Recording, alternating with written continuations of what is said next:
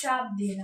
स्वर्गलोक में देवी गंगा से भगवान शंकर का विवाह। महादेव जी बोले, महामुनि, तब ब्रह्मा जी गिरिराज की अनुमति से गंगा जी को अपने कमंडलू में लेकर शीघ्र ही स्वर्गलोक आ गए।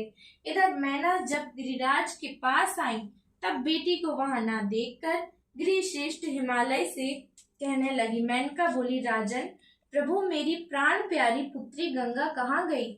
वह तो आपकी गोद में बैठी थी, उसे कौन ले गया? प्रभु मुझे बताइए। श्री महादेव जी बोले, तब गिरिराज हिमालय ने आंसू भरी आंखों से मैना को देखकर ब्रह्मा की याचना तथा गंगा के स्वर्ग जाने की बात बता दी। मुनि श्रेष्ठ, ऐसा सुनकर गंगा के विरह से दुखी गिरिराज पत्नी मैना अनेक प्रकार से रुदन करने लगी।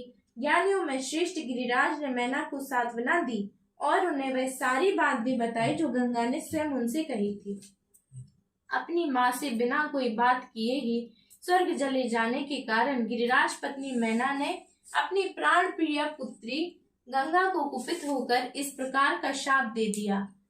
मुझ माता से बिना बात किए तुम स्वर्ग चली गई, इसलिए तुम्हें जल रूप में पुनः पृथ्वीलोक में आना होगा।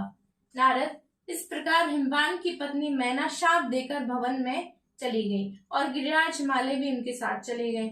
महामती, इधर स्वर्गलोक में गंगा को लाकर देवगण अत्यंत उल्लास पूर्वक उनकी विवाह संबंधी मांगलिक क्रियाएं करने लगी। तदनंतर प्रसन्न मग्न ब्रह्मा जी ने शिव जी को आदर पूर्वक बुलाने हेतु नारद जी को कामरूप महापीठ भेजा।